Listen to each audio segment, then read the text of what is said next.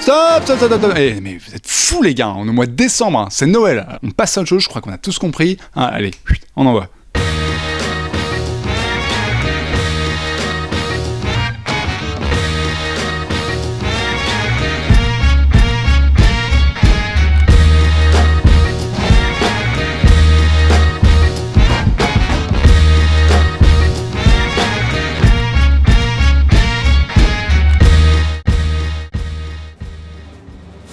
Salut à toutes et à tous, et bienvenue dans Clone Web l'émission.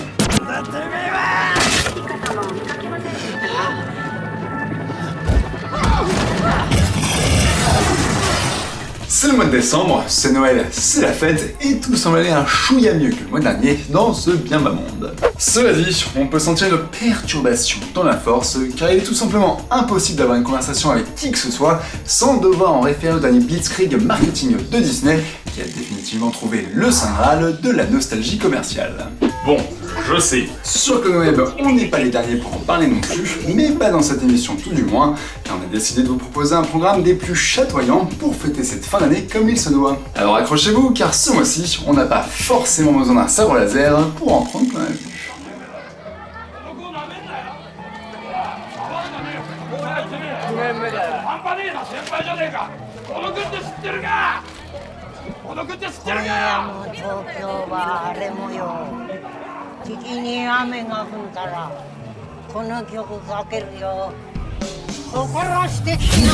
Pour exceller à Noël ou à d'autres grandes occasions, on peut dire que la classe, c'est d'offrir un cadeau surprenant auquel les gens ne s'attendent vraiment pas, ce qui n'empêchera pas d'être une source intarissable de plaisir, en plus d'une belle découverte. On a trouvé un parfait prétendant puisque notre premier film du mois est une véritable orgie musicale, une sorte de moment de bravoure ininterrompu qui brille encore plus fort qu'un sapin de Noël. Je veux bien sûr parler de Tokyo Drive.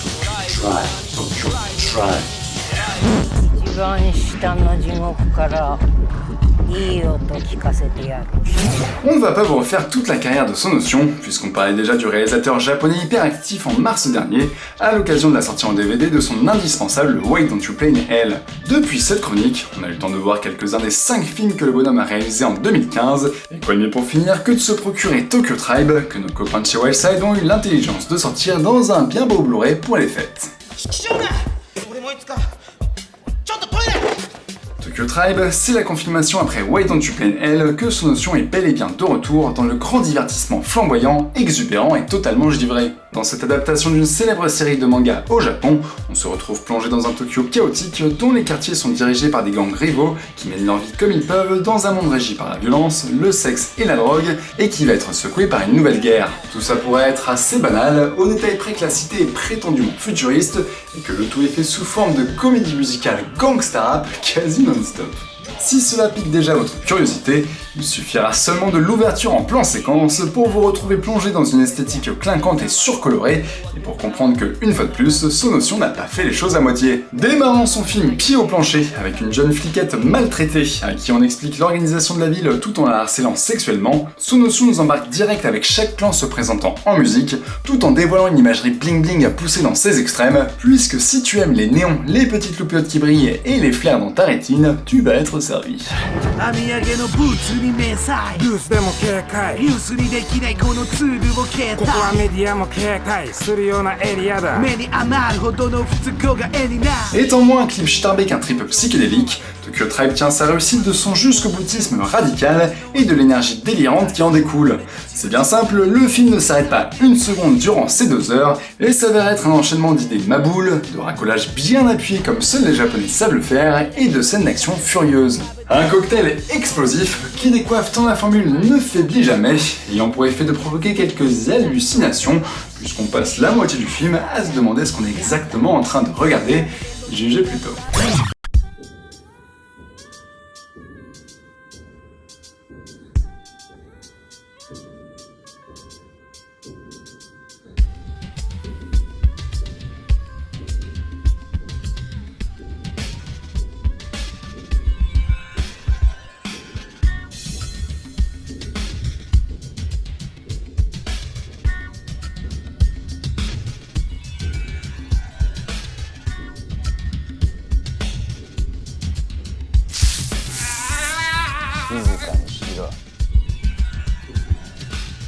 les potards ont ainsi été poussés au maximum. Ainsi, le grand calife de la pègre est un ogre vivant dans un palace où tout est en or, y compris les flingues. Son fils n'est pas beaucoup mieux puisque ses meubles sont des esclaves humains. Les rues sont un bordel sans nom, où on croise à peu près tout et n'importe quoi. Les individus sont tous des obsédés sexuels, les flics sont corrompus jusqu'à la moelle et à vrai dire quasiment absents.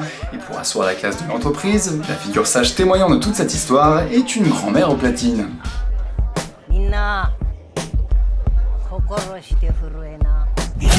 Inutile de préciser que dans cet univers limite schizophrène et totalement hystérique, la violence est décomplexée au point d'en être presque cartoon, la femme n'est pas considérée du mieux qu'on ait vu, et il y a de quoi se tordre un peu les oreilles, tant qu'il faut avouer que tout le monde ne chante pas toujours très bien. Et il est utile de préciser au passage que si le gangsta rap c'est pas vraiment votre tasse de thé, le visionnage de la chose va en prendre un petit coup, puisque ce n'est que ça durant 2 heures, et du gangsta rap japonais, hein. Qui plus est, c'est pas totalement celui auquel on est habitué quand même. Et pourtant, ça serait quand même passé à côté d'un divertissement de premier ordre, puisque cette avalanche d'images psychotropes fait malgré tout sens. En dépeignant un tel foutoir, sous notion ramène l'humain à ses plus grandes bassesses, et nous rappelle que la civilisation est un concept fragile, à l'aune des mégalopoles gargantuesques où les habitants sont réduits à se marcher les uns sur les autres. Trouvons un écho avec la monstrueuse bande dessinée transmétropolitane de Warren Ellis, où il était question d'une Babylone du futur décadente et fucked up. Tokyo Tribe évoque aussi la futilité des grands conflits humains, qu'il détourne ici en ramenant tout ce merdier à une justification des plus couillonnes. Et si le tout s'avère au final aussi enthousiasmant, ce n'est évidemment pas pour sa peinture anarchique du monde, mais pour l'espoir solidaire qui y réside, dont on trouve un semblant d'humanité caché derrière tout ce bazar, la musique restant un vecteur fédérateur universel, même chez les plus fêlés d'entre nous.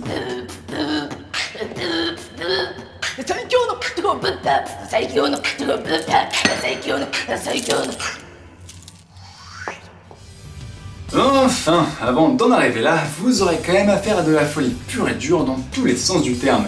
Et je ne vous cache pas qu'un tel déferlement peut presque s'avérer épuisant, étant donné que la machine infernale ne s'arrête qu'une fois le film terminé, et qu'une telle ardeur n'est pas toujours évidente à encaisser au premier abord. Mais si ça vous fait cet effet-là, ne vous inquiétez pas, car cela ne vous empêchera pas d'être sidéré par la puissance tonitruante d'une telle œuvre, et le mieux la savourer au visionnage suivant, où vous partagerez à coup sûr l'extrême vitalité de cette entreprise complètement dingue. Il y a parfois des films qui sont de véritables ovnis, tout en s'imposant par leur audace irrésistible. Tokyo Tribe en fait partie, et semble remixer la déliquescence maladive transmétropolitane avec le groove des jeux vidéo Jet Set Radio. Le résultat est un sommet de cinéma éclectique et punk, aussi galvanisant qu'éreintant. Et donc, forcément, ça méritait bien.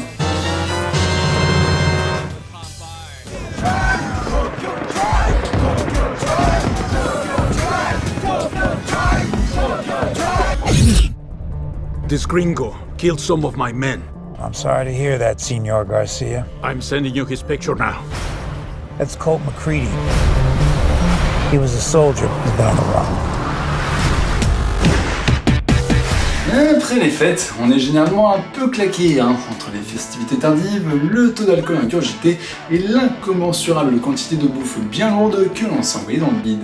Dans ce cas-là, vous avez sûrement envie de rester chez vous pour décuver et faire les limaces, y a rien de mal à ça, bien au contraire même, puisque certaines personnes se sont spécialisées dans les films pour les gens en panne de cerveau, et c'est donc précisément dans le but de titiller vos sens les plus primaires que Close Range a été fait. Déjà là, vous voyez la pochette, le titre, vous vous dites « ça a l'air bien ». Que vous ayez envie de passer en mode Australopithèque, de voir la chose la plus belle qui soit, ou tout simplement de vous remettre en douceur du choc Tokyo Tribe, ça fait toujours du bien de s'envoyer une petite série B sortie nulle part, et dans l'unique prétention est de vous divertir en montrant des gens se collant des pains. Dans le genre, Isaac Florentine s'est avéré être un artisan des plus sincères dans les années 2000, en œuvrant sans relâche pour offrir du film qui sent sous les aisselles, où l'on se tabasse joyeusement dès le moindre regard de travers. Yeah, for that, you're gonna get off easy. Be back in a second.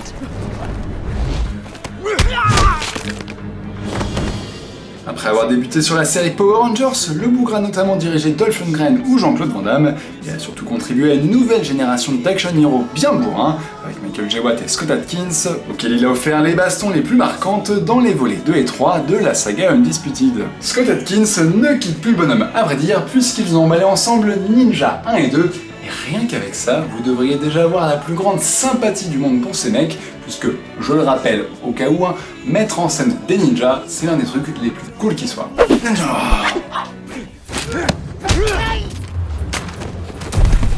Avec Close Range, ils poursuivent donc un grand plaidoyer pour la paix dans le monde et racontent l'histoire absolument fascinante et unique d'un ancien soldat hors la loi qui revient d'Arcaï pour sauver sa sœur et sa nièce des pattes d'un vilain chef de cartel mexicain.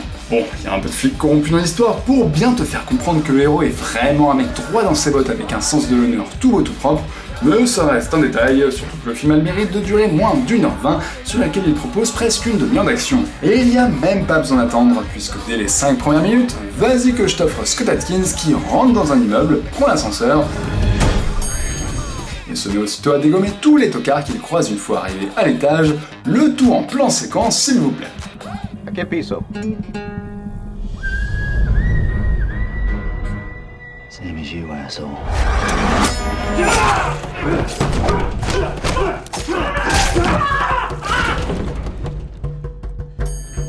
Et vous savez comment on appelle ça ici?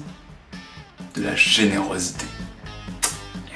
Alors oui, certes, après il faudra quand même se coltiner une bonne demi-heure d'exposition gnangnan, avec une adolescente traumatisée qui flash à moitié sur son armoire à glace d'oncle, et qui va surtout flipper avec maman face aux méchants latinos, avant que Scott ne vienne défoncer tout ça. Se déroulant quasi intégralement dans un lieu unique, une maison paumée au Texas, on ne peut pas dire que Close Range ait tout du huis clos suffocant, tant sa trame scénaristique et ses dialogues semblent tout droit sortis d'un téléfilm bas de gamme du dimanche après-midi. Ce n'est pas totalement faux, puisque nous avons affaire à une modeste entreprise au budget serré, qui ne ferait visiblement pas grand chose pour le scénario, celui-ci n'ayant rien à envier à un épisode de Walker Texas Ranger. Et dans le fond, vous avez déjà tous passé un dimanche pluvieux à colmater devant Chuck Norris sur TF1, sans raison, en trouvant ça évidemment très couillon, mais aussi très rigolo. Tous, même toi là, tous, moi, toi, on l'a tous déjà fait, on va pas se le cacher, pas de ça entre nous. Par conséquent, vous connaissez les vertus apaisantes pour le cerveau et vivifiantes pour les zygomatiques que procure la vision d'une masse inexpressive déglinguant du gringo à tour de bras. Oui, parce qu'on va pas se le cacher, c'est soit du gringo, soit du russe, soit du chinois, soit de l'arabe, toujours est-il que le vivre ensemble, c'est pas vraiment leur truc. Et quand il est question de péter des gueules, Scott Adkins est d'une bonté salutaire et fait même preuve d'un savoir martial réellement impressionnant, tant le mec est un bulldozer certes, mais un bulldozer flexible, même si oh putain le mec ne sait pas viser. Allez, il est devant toi là, allez, fais un effort, allez. Non, il sait pas viser. C'est pas viser. Fuck you! Oui, les fusillades sont un peu en carton, mais l'important c'est que ça se plante des couteaux à tout va, ça refait la déco en envoyant les mecs valser dans les meubles, ça trouve plein de façons d'envoyer des coups de pied dans la tronche, et surtout, parfois, ça fait mal.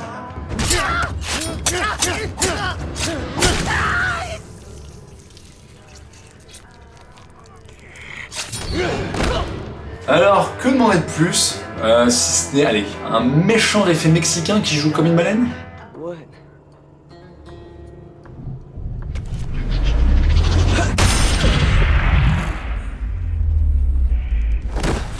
Et putain, même ça ils l'ont. Des génies. Des purs génies les mecs. Bref, pas besoin de vous faire un dessin, vous avez bien compris que Close Range ça ne vole pas bien haut, mais c'est précisément pour ça que c'est rigolo. C'est sûr qu'après Tokyo Tribe, ça fait une petite rechute niveau qualité, mais bon, avec une bonne binouse, une pizza bien grasse et des copains, c'est important, c'est l'assurance de passer une bien bonne soirée, et de toute façon, se satisfait ou satisfait, on ne rembourse pas, on n'a pas les moyens, puis voilà. Alors ça sort en DVD seulement, faut pas demander trop, au mois de janvier chez AB Film, et si vous voulez absolument en profiter, par exemple le 1er janvier pour soigner votre gueule de bois, vous pouvez d'ores et déjà le trouver légalement sur les services de VOD américains, donc voilà, en trifouillant un peu avec un proxy, ça se trouve. Donc voilà, j'ai plus qu'à vous souhaiter un bon film, parce que Close Range, vraiment, c'est un film trop chill, tu vois, c'est trop chill.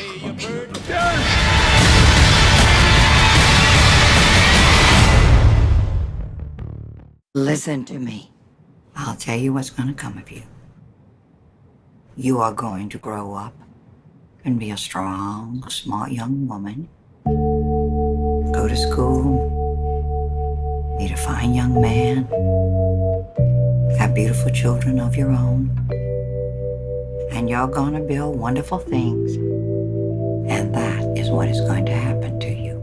Et nous voici dans la troisième partie de l'émission, très tôt, on vous l'avoue, avec une invitée exceptionnelle, puisque voici Clara. Bonjour Clara. Bonjour. Tu écris pour Just Golden Moustache.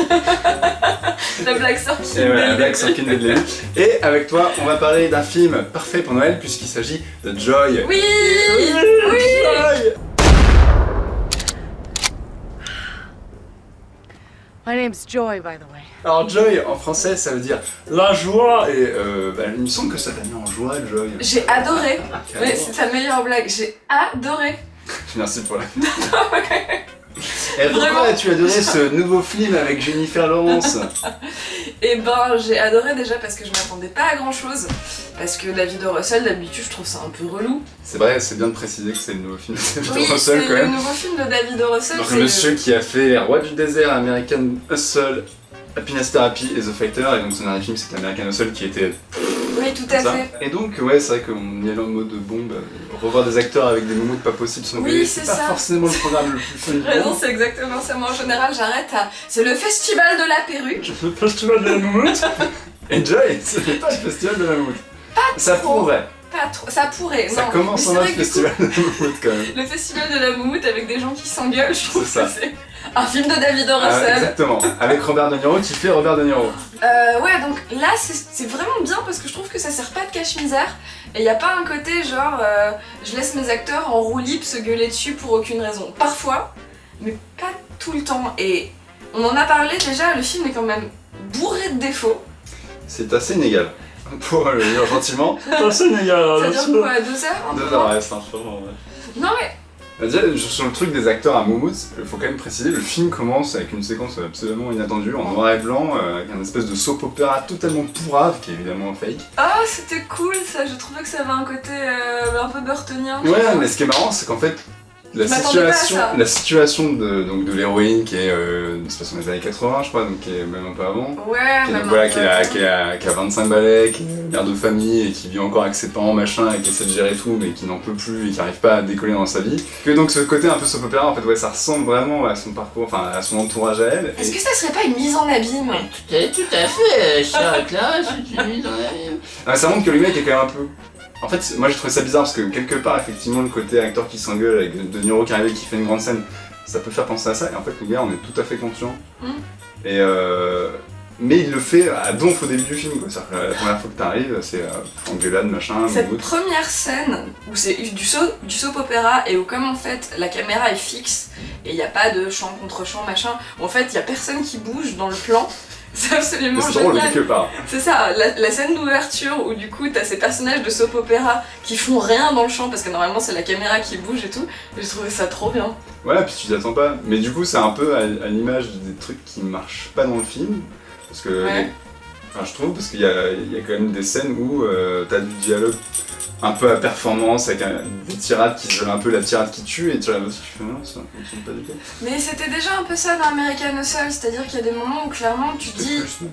C'est pas des gens qui discutent, en fait les répliques sont hyper surécrites, tu vois dans American Hustle il y a des moments où Amy, dans la rousse, comment elle s'appelle Amy Adams. Amy Adams, ouais, fait des tirades du genre et à ce moment-là je suis que je voulais être n'importe qui sauf qui j'étais déjà.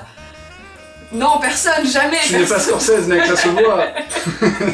Tu vois, et que là ça revient un peu, il y a des petits tics un peu comme ça, où, tu vois, où le moment où Isabella Rossellini fait je vous préviens, il y a 4 règles. Tu vois, c'est une scène de bande-annonce. Est-ce que tu prends le gun? Est-ce que tu prends le gun? Non, Là, mais tu c'est fais ça. je prends le gun. Je prends le gun et je tire. Do you pick up the gun, Joy? I pick up the gun. Pourquoi? Qu'est-ce que... Non, non. Non mais, tu sais, cette scène à un moment elle est arrêtée et tu sais pas pourquoi t'as un plan complètement aléatoire où elle replace la meilleure amie et qui fait quelle est la 3e règle? Ouais. Alors T'as que la l'impression scène t'as était l'impression nulle que c'est un part. gag en fait. Ouais, non, mais c'est- Elle était là en fait depuis le début, vous l'avez pas vu mais... Il y a vraiment des moments qui fonctionnent pas, il y a des moments à bande-annonce, il y a des moments à performance, il y a des moments... Mais il y a des moments qui fonctionnent. Mais... Oui parce que du coup on a... Enfin, Parce que du coup on défonce le film quand même, mais 20 minutes. Tu vois. non, le film est super. En vrai, non, c'est un super film parce que l'énergie globale, le truc qui tend le film, le truc que tu gardes avec toi quelques jours après, parce que finalement tu sors du film, tu fais ouais bon il y a ça qui va pas. Mais là, nous on l'a vu il y a une semaine à peu près, un peu moins 400 jours. Et quand vraiment, ce que tu gardes avec toi quelques jours après, c'est bordel, demain matin je me lève et je change le monde. Je vais te niquer. Non mais vraiment, tu vois, il y a un truc comme ça qui est une espèce de feu sacré. En plus, Jennifer Lawrence joue vachement bien ça, tu vois, du coup, le côté en même temps à bout de force et le côté, il y a un truc qui m'anime et qui me transcende. Et c'est cool de la voir un peu là-dedans. C'est marrant, c'est qu'elle. Déjà, tu sens que David Russell il est fou amoureux d'elle et que. Mais nous tous, donc de toute façon. Et que s'il avait pas le même âge, il aurait tenté des trucs. Peut-être qu'il a tenté des trucs d'ailleurs, on sait pas. Je sais pas, il est vieux, il a 50 balais, je pense. Okay. Mais bref, et en fait, tu peux recouper ça un peu avec ce qu'elle fait dans Hunger Games où elle est en train. Pour partir regarder, hein, bien sûr. En tuant des enfants. En tuant des gens. Et ouais, ça fait un peu comme une, je sais pas, une espèce d'icône féministe de son temps, j'ai l'impression. Il y a un peu de ça, et c'est vrai qu'en plus c'est assez cool parce que Jennifer Lawrence, bon, elle a une image hyper millimétrée, je suppose qu'elle a 40 conseillers en com qui lui disent là, dis un gros mot sans faire exprès. Sois cool. Sois cool. Vas-y, va regarder Jack Nicholson d'un air émerveillé. Elle fait, ah, c'est cool, casse-toi la gueule, tu récupères ton Oscar. À chaque fois. Every time, la même marche. Non mais c'est ça. Et en même temps, donc voilà, il y a ce truc hyper calibré, et en même temps, je trouve qu'il y a quand même, c'est la même chose, c'est ce qu'on dit. Il y a vraiment une énergie, un truc qui transcende d'elle, qui est vraiment hyper lumineux, hyper solaire. Oh, c'est bon ce petit divin quoi. Ah, je suis désolée, c'est pas pris comme ça. Non mais là tu vois, du coup il y a vraiment un truc, et cette scène qui est dans la bande-annonce, donc c'est pas un spoil, cette scène où tu vois, où elle marche, où il y a de la musique à donf, elle a ses lunettes de soleil, où elle a la neige dans les cheveux, où elle est pa. Et c'est... tu vois, c'est ça. Tout est là en fait, tu vois, le truc de juste, il y a vraiment, il y a de la lumière qui émane d'elle. Et c'est ce qui fait que le film en fait est cool malgré tous ses défauts, malgré tout ça. Non, mais surtout qu'en plus le film est assez honnête dans le sens où effectivement il y a des moments où elle s'en sort, etc. C'est pas, tu dis pas c'est pas un film américain cheesy où ouais, crois en tes rêves, tu vois, non. Parce que vraiment elle s'en prend ils sont plein hyper la honnêtes gueule. avec ça, Ouais. ils disent quand même tu vas manger, c'est pas et ça rend le truc assez puissant, même si il y a un truc assez bizarre malgré tout, c'est que donc cette image de femme forte qui veut s'émanciper machin. C'est hyper matriarcal comme Et c'est hyper matriarcal, avec, c'est la mère de famille et la famille ça c'est reste la hyper mère, la important grand-mère, pour elle. non mais tu vois il y a vraiment un truc de c'est la mère, la grand-mère, la fille, la petite fille, il y a vraiment un truc par les femmes tu vois. Ouais, moi je trouvais ça elle est bizarre en financée fait. par une femme, enfin c'est un truc, tout passe par les femmes, les hommes sont finalement juste des relous qui crient, ce qui est une grosse inversion du schéma habituel. Mais c'était pas plus mal. Mais c'est un peu bizarre dans le sens où le film te montre cette meuf qui veut s'émanciper etc. Et reste une arme, bon, elle a 25 ans donc le fait qu'elle ait deux gamins et tout, moi j'y crois pas forcément, enfin quand je vois Jennifer Lawrence à l'écran. Oui non je dis pas que c'est pas possible mais juste quand je vois Jennifer Lawrence, bonjour la maman de Tara. Je te dis voilà, ouais c'est pas, tu mets une image de Jennifer Lawrence là-dessus donc Bah c'est parce que c'est une le question même d'image, mois c'est il y a vrai, Hunger même, Games et ça au cinéma. Mais voilà, je trouve ça bizarre en même temps, bon apparemment c'est une vraie histoire, machin, c'est les années 80 donc encore une fois c'est notre époque donc enfin ça marche aussi quoi, mais il y a juste un truc chelou là-dessus mais quelque part qui rend aussi son parcours plus fort. Par contre je pense qu'on passe à côté de 2-3 trucs en étant français de rêve culturel. À un moment il y a John Rivers par exemple qui est un petit peu connu en France mais enfin qui est... Ouais, bah, c'est pas... Mais je pense qu'on passe à côté de toute une série de trucs et j'imagine que cette chaîne de télé, cette chaîne de télé qui est centrale dans le film, qui est un truc important dans le film, du coup c'est quelque chose que j'imagine que les Américains qui ont, on va dire à partir de 30-40 ans, ils l'ont eu à la maison. Tu vois, ouais, donc c'est qui a tout un côté culturel qui forcément nous parle beaucoup moins que voilà. l'américain. Et c'est possible que cette fameuse Joy, j'aurais peut-être dû me renseigner avant, effectivement ça soit une méga icône, tu vois, de la self-made woman comme nous on peut avoir avec ben pas grand monde. Je sais pas, Evelyne Thomas, Sandrine Pétier, je sais pas, mais voilà quoi. Non mais voilà, donc après effectivement je pense qu'il nous manque un référentiel culturel dans l'appréciation du film. Mais ça t'a pas empêché de kiffer Joy. Ah, j'ai kiffé ma Et race. même moi aussi, malgré le fait que je trouve qu'il y a plein de trucs qui va pas, que c'est un peu long, et voilà. Et que parfois, voilà, ça se regarde peut-être trop le nombril par moment, enfin c'est David Russell qui se regarde trop le nombril. La Mais résolution est un peu artificielle aussi. ouais aussi, mais voilà, faut quand même dire que c'est... J'ai vu des avis passer comme quoi c'était juste l'histoire d'une nana qui s'est de vendre un balai. Mais les gens sont des cons, c'est mais pour c'est ça. voilà, et puis non, mais c'est surtout qu'il faut quand même voir... Faut quand même dire que pour le coup c'est un film féministe et pas dans le mauvais sens du terme quoi, je trouve que Oui. c'est un film qui remet les choses dans leur contexte et ça fait du bien ça, Ça fait du bien, on aime bien. on aime bien. On aime bien. Tu Tu vois, on aime bien Joy en fait. on aime bien Joy, c'est pour ça que c'est un bon film de Noël. Puis ça, ouais, ça fait un peu, allez, bonne résolution cette année, les ans sortant de Joy quoi. Ok, je vais prendre ma vie en main. Mais t'as raison, il y a un côté vachement, c'est un film à bonne résolution. Voilà, C'est ça. donc en fait vous savez quoi faire pour les bonnes résolutions et pour le début de l'année. Je crois qu'il y a Snoopy qui sort le même jour, sinon. Non, c'est avant. Ah pardon, mince, à ça Ah, ça près, fait Snoopy, merde. Mais vous pouvez faire un double feature avec Snoopy. Snoopy et On n'a pas vu Joy. d'ailleurs, mais c'est pas grave, Non. et Joy. Non mais la bande-annonce c'était cool. C'est vrai, donc allez voir Joy. Allez voir Joy. Never speak on my behalf about my business again. Et c'est la fin de cette émission de dessin, mes enfants, dans laquelle on vous a tout d'abord parlé de Tokyo Tribe. Donc Tokyo Tribe, vous avez compris, c'est un ovni, c'est complètement out of this world on va dire, mais c'est assez fantastique, C'est même jamais- si c'est un peu épuisant. Oui. Et puis voilà, enfin faut avoir les yeux bien ouverts parce que c'est un peu wouh, mais Non, c'est très bien. mais voilà, mettez-le sous le sapin, vous surprendrez la personne qui vous l'offrira. Ensuite, on vous a parlé de cette clochette qui m'emmerde, de Close Range. Alors là, vous l'avez compris, c'est un épisode de Walker Texas Ranger avec Scott Atkins qui défonce des culs. Qui est un programme tout à fait bien pour le 1er janvier. Vous savez, quand vous êtes à mort devant votre télé, chez vous en train de mourir et que vous voulez voir un truc débile, bah voilà, Close Range. Ça paraît un peu trop milieu évidemment, mais ça tabasse et ça on aime bien. Surtout qu'il est baraque, Scott Atkins, ça c'est cool. Tout à fait. Et enfin, Joy. De la joie, de l'amour et du bonheur. Et de la joie, encore de la joie. Mais du coup, ça fait un programme pertinent, tu sais, genre Noël Tokyo Tribes le 1er janvier. Donc, j'ai vécu avec Close Range. C'est ça, et le 2, tu vas voir Tu prends Joy les pour bonnes prendre tes résolutions. bonnes résolutions. Voilà, tout est pensé, c'est formidable, c'est cohérent, c'est magnifique.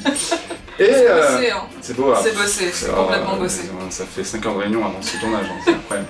Et on précise aussi, pour mettre sous le sapin de Noël, la ressortie d'un film maudit qui s'appelle Sorcerer. Alors c'est fait par un mec qui s'appelle William Friedkin qui a réalisé un truc qui s'appelle L'Exorciste, je connais pas trop.